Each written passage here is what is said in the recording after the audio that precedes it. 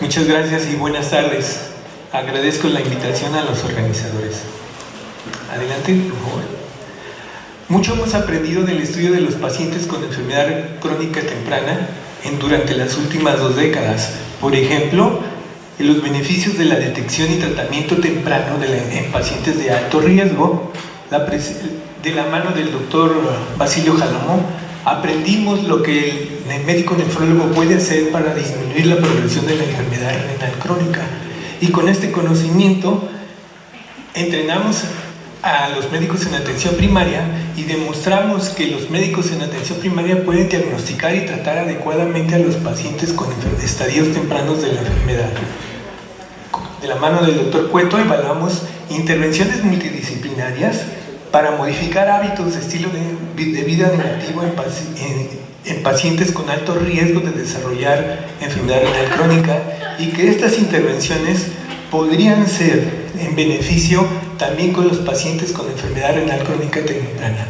Sin embargo, hay mucho todavía por aprender si consideramos la gran avalancha de factores de riesgo, sobre todo que constituyen uno de los principales retos para disminuir y mejorar la atención de los pacientes con enfermedad renal crónica y disminuir la prevalencia. Sobre todo en pacientes con mayor vulnerabilidad, como son los adultos mayores que viven en zonas de marginación. En esta parte,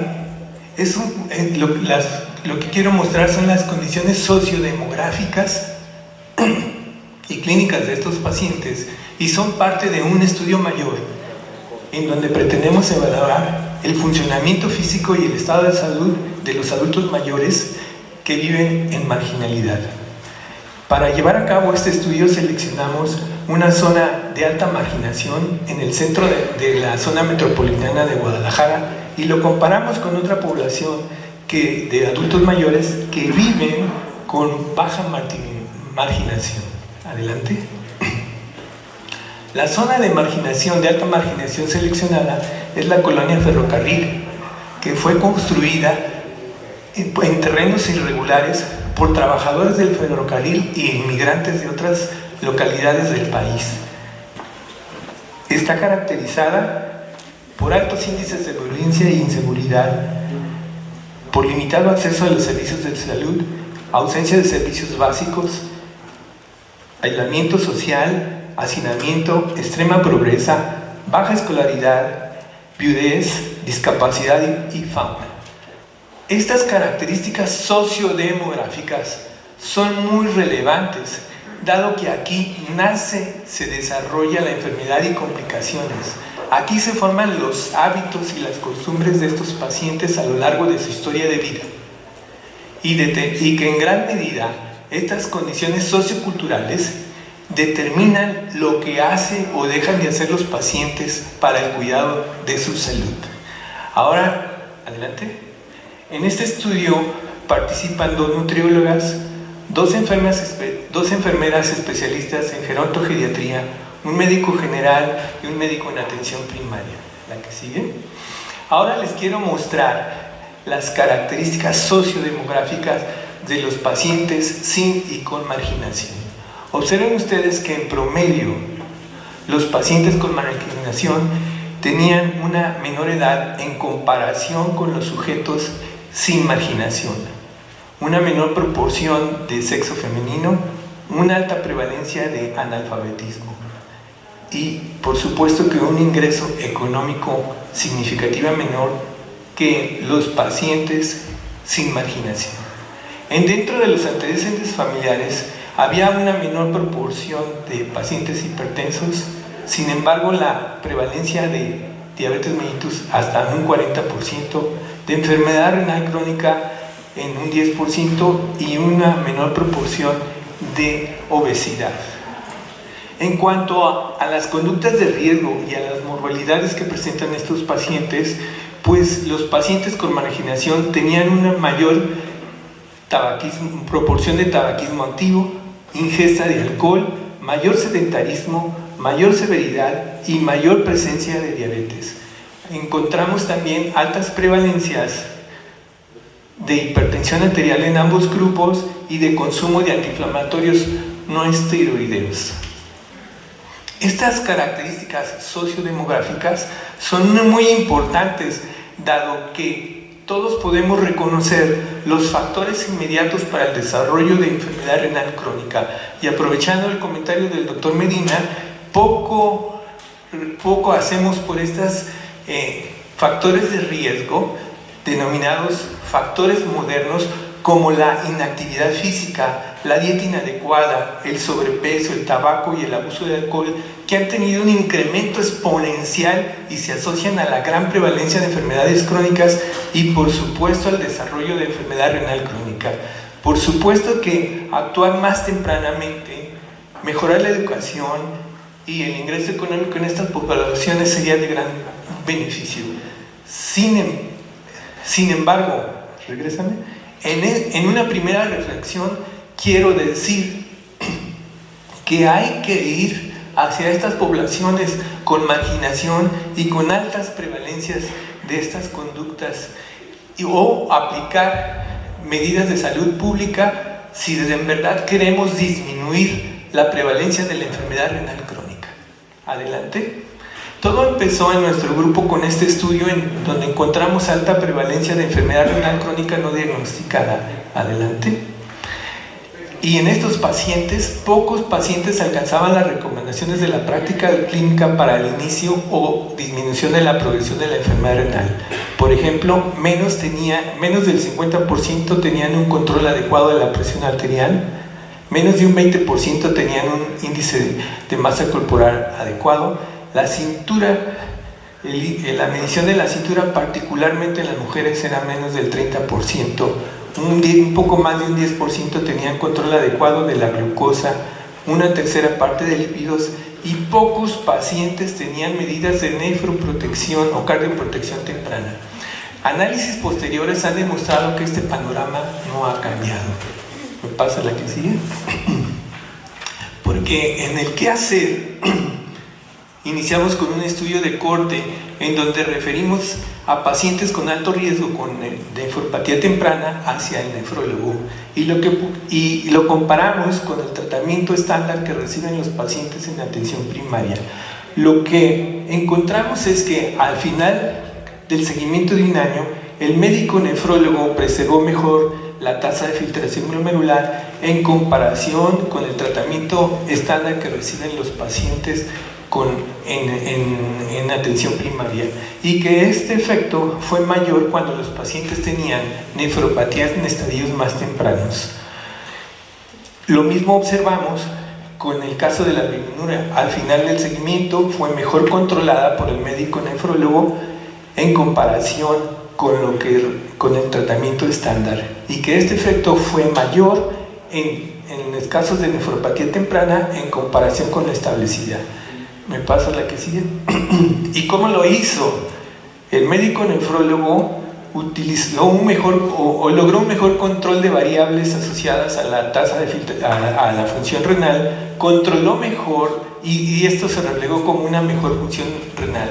Sin embargo, de manera relevante, la interacción del nefrólogo en estos pacientes no logró modificaciones significativas con factores de riesgo relacionados con el estilo de vida. Adelante. Entonces, con este conocimiento que nos otorgó el estudio con el nefrólogo, ahora evaluamos una intervención educativa, pero ahora con médicos en atención primaria, para saber si esto tenía impacto en la progresión del daño renal. ¿Me pasas la siguiente? Seleccionamos 2 unidades de atención primaria al azar. En la unidad del estudio 21 médicos participaron y recibieron una intervención educativa participativa que consistía en revisión de la literatura, discusión de casos clínicos una vez por semana a lo largo de 6 meses, mientras que los médicos en la corte control, en el grupo de control, recibieron su educación tradicional. Al inicio y al final evaluamos las competencias clínicas con un instrumento previamente valorado por nuestro grupo. Incluimos pacientes de alto riesgo como diabéticos con enfermedad renal temprana, para ver si esta modificación de la actitud clínica tenía algún efecto sobre la progresión del daño renal. Al final de la intervención educativa, lo que pudimos observar es que una mayor proporción de médicos en el grupo que recibieron la intervención incrementaron sus competencias clínicas para la identificación de factores de riesgo, la integración de la diagnóstica, el uso correcto de pruebas de laboratorio y de recursos terapéuticos.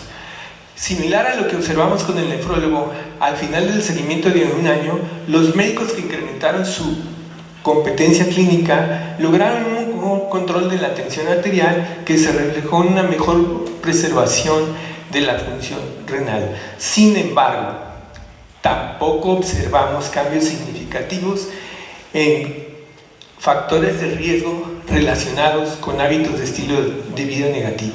Entonces, adelante. Entonces, ¿qué hacer con esto?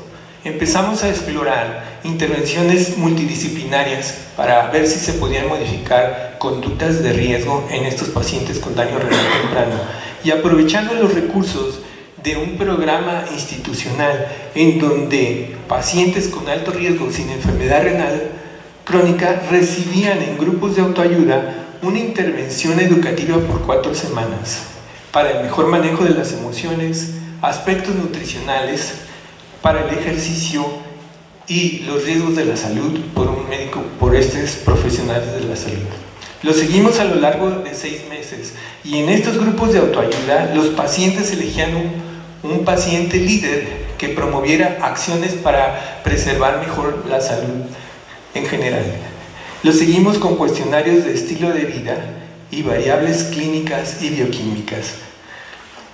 Al final del estudio pudimos observar, al medir las variables clínicas basales y finales, observamos que el puntaje global en los 3 grupos del estilo de vida se incrementó.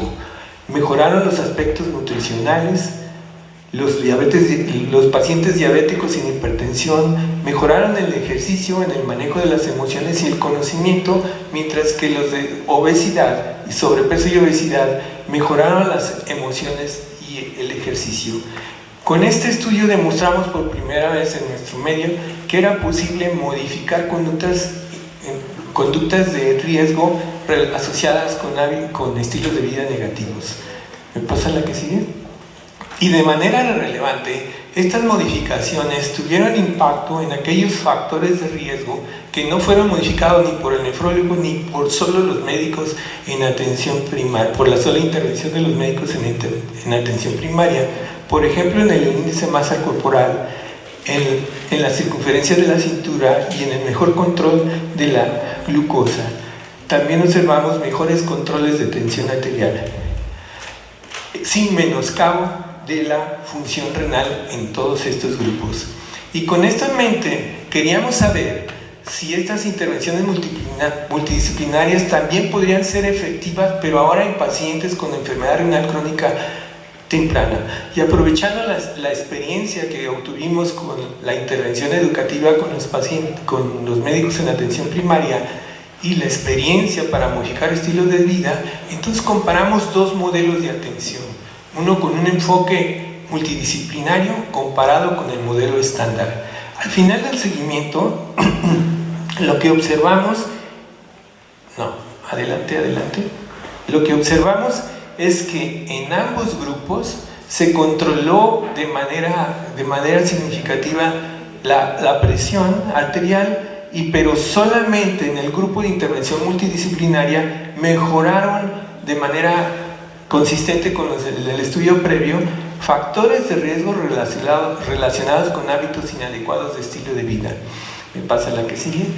Al final del seguimiento de un año, observamos que la tasa de filtración glomerular fue conservada en los 2 modelos. Sin embargo, la presencia de albuminuria fue mejor controlada en los pacientes que recibieron el modelo de intervención multidisciplinario. Entonces, con esto podríamos decir que capacitar a los médicos en atención primaria para el diagnóstico y manejo de la enfermedad renal crónica es muy conveniente. Sin embargo, a los pacientes les puede ir mejor si lo combinamos con intervenciones para modificar, intervenciones multidisciplinarias para modificar factores de riesgo relacionados con hábitos de estilo de vida negativo. Adelante. Pero ahora queríamos saber si un modelo coordinado por una enfermera que en teoría son expertas en la promoción de autocuidado podría ser mejor que el modelo multidisciplinario y lo comparamos con el modelo convencional. Me pasa la que sigue. Incluimos en promedio 40 pacientes diabéticos, adelante, todos ellos con nefropatía temprana, adelante. Lo seguimos a lo largo de 12 meses con variables de estilo de vida, adelante, con variables clínicas y bioquímicas.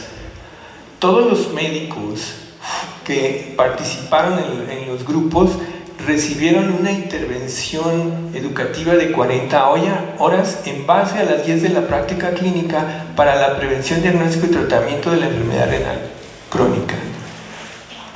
Medimos la aptitud clínica al inicio y al final del curso con el instrumento previamente validado por nuestro grupo, y lo que pudimos afirmar en forma consistente con los otros estudios que habíamos controlado es que en los 3 modelos, es decir, el modelo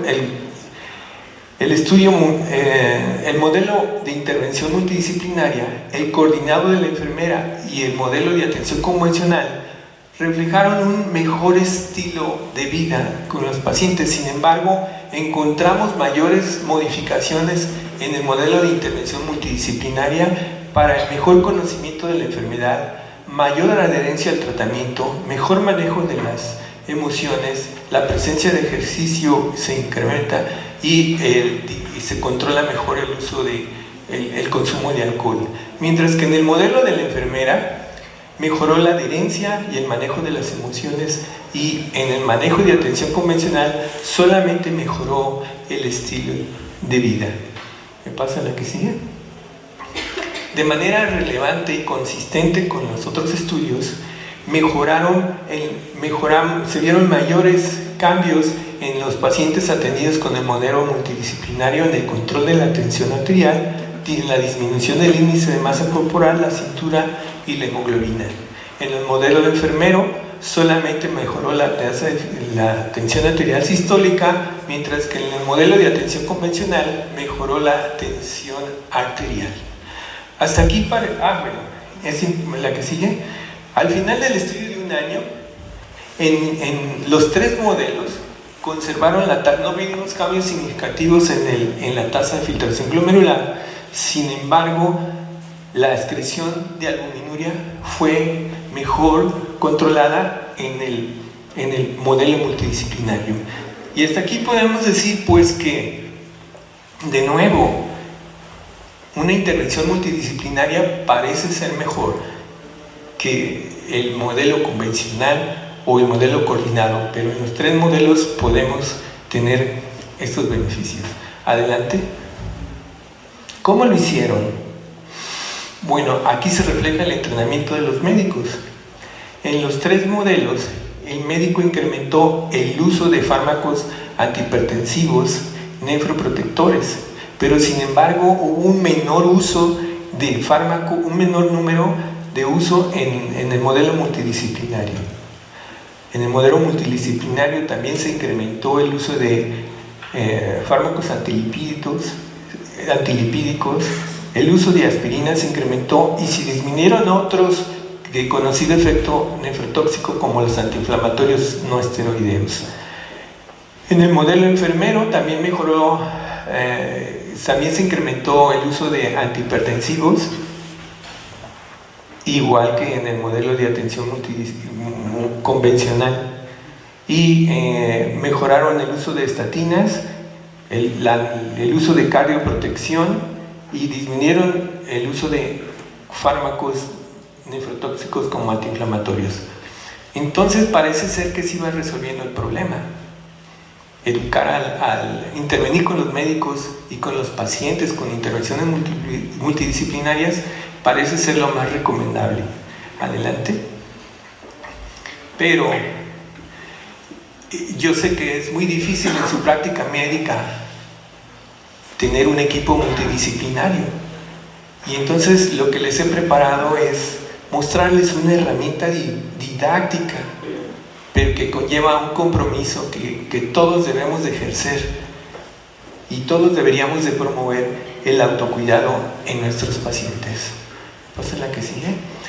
En esta herramienta que voy a mostrar, lo primero que tenemos que hacer es identificar las conductas de riesgo para el desarrollo y progresión de la enfermedad renal, y pretendo mostrar la aplicación de manera sistemática de los pasos para promover el autocuidado y desarrollar un plan específico para modificar estas conductas de riesgo. ¿Pasa la que sigue? El autocuidado en el modelo actual de atención es una estrategia que se ha utilizado muy poco. Sin embargo, considero que es una estrategia que pudiera dar sustentabilidad a los modelos saturados de atención de la enfermedad. El autocuidado es definido como una conducta aprendida, orientada hacia un objetivo en situaciones concretas de la vida. Son acciones que realizan las personas sobre sí mismas, hacia los demás o hacia su entorno, para regular factores que afectan su propio desarrollo, funcionamiento en beneficio de su vida, su salud y su bienestar. Es decir, el autocuidado es una estrategia para que los pacientes aceptan su enfermedad y puedan vivir mejor. No se genera por generación espontánea y cuesta trabajo, pero la educación es un factor fundamental. Los pacientes pasan por un proceso de reflexión interno que lleva a la movilización de las emociones y logran un conocimiento profundo con el cual pueden incrementar su balance decisional para la modificación de conductas de riesgo. Lo que pretendemos con el autocuidado es una interacción efectiva entre el paciente y los profesionales de la salud para la toma de decisiones informadas para el cuidado de la función renal. Los pasos que en este modelo, los pasos que proponemos son sencillos. Primero, identificar las conductas de riesgo. Seleccionar la conducta de riesgo de mayor probabilidad de cambio. Indagar las necesidades y las capacidades que tienen los pacientes para modificar la conducta seleccionada y elaborar un plan de acción para mantener el cambio de conducta. Recordemos, identificar las conductas, seleccionar la de mayor probabilidad de cambio, indagar las capacidades de los pacientes y elaborar un plan de acción lo más específico posible. Y en este ejemplo quiero mostrarles cómo utilizar esta herramienta. Es un hombre de 63 años con diabetes mellitus, con enfermedad renal crónica temprana, que fue diagnosticado durante un programa de escrutinio en una comunidad marginada de la ciudad de Guadalajara. Ella vive con una hija y sus nietos. Es sedentario porque le duelen sus rodillas, fuma 2 cigarrillos, 1 o 2 cigarrillos al día y no lleva dieta.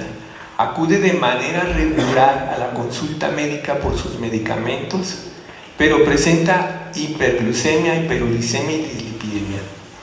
Su médico le comentó que tiene alto riesgo de infarto y progresión a diálisis, y a la nutrióloga le refirió que consume refrescos casi a diario porque se siente que le da energía, pero le gustaría mejorar, pero no sabe cómo. Entonces, este es un paciente de la vida real y bueno, tiene una motivación muy fuerte para seguir el consumo de refrescos. Sin embargo, nos da la oportunidad de intervenir porque él desea un cambio. Adelante.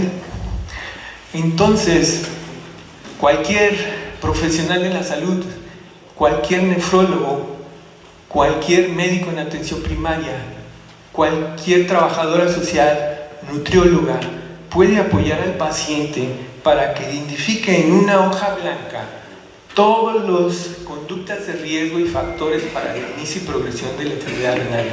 Si nosotros le decimos al paciente que tiene que modificar todas estas conductas para la próxima cita, lo más seguro es que lo perdamos y lo encontremos 5 años posterior con daño renal avanzado.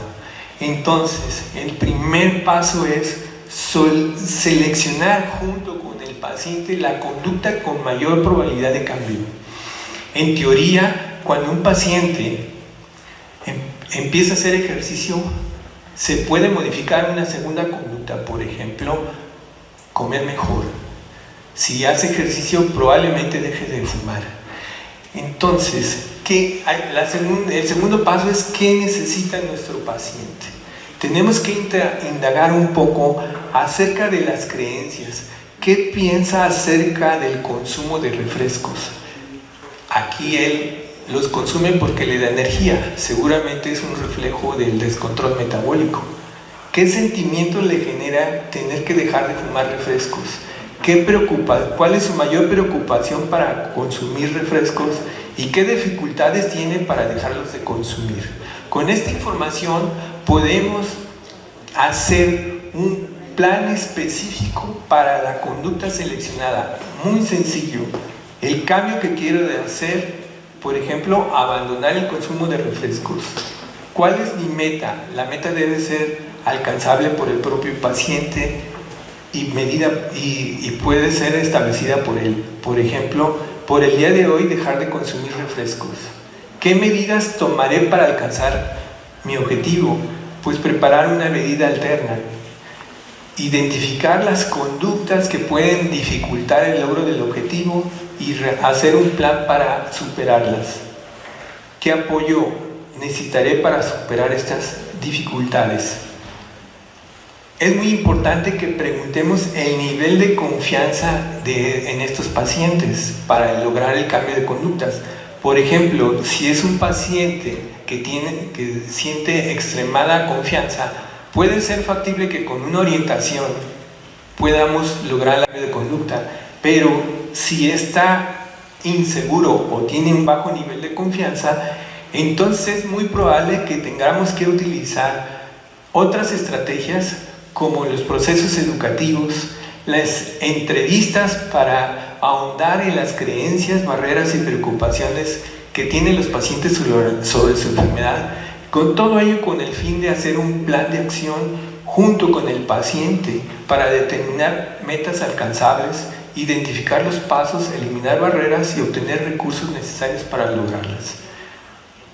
También contamos con grupos de autoayuda o si queremos un impacto a mayor tiempo lo podemos incorporar, por ejemplo, a asociaciones de diabéticos. No es fácil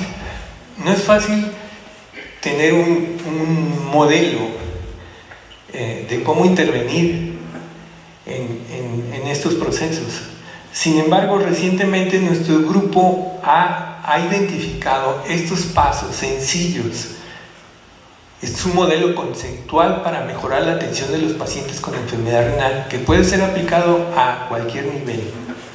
Por ejemplo, cualquier integrante del grupo multidisciplinario, enfermera, trabajadora social, puede ayudar al paciente a identificar sus factores de riesgo, a la correcta interpretación de sus pruebas de función renal, a la crisis que representa el tener un diagnóstico de enfermedad renal ante los pacientes, disminuir su ansiedad y sobre todo ayudarle a hacer un plan de manejo para lograr este cambio de conducta. Finalmente, la reflexión que quiero dejar: es importante que entrenemos a los profesionales de la salud para que generen su propia experiencia en estrategias de la promoción de autocuidado. Seguramente estas acciones de autocuidado podrán mejorar y preservar la salud de los pacientes y la función renal, pero también es importante que ahondemos para conocer e intervenir en los procesos, en el contexto sociocultural de los pacientes, porque esta dimensión determina en gran medida lo que hacen o dejan de hacer para el cuidado de su salud. Muchísimas gracias por su atención.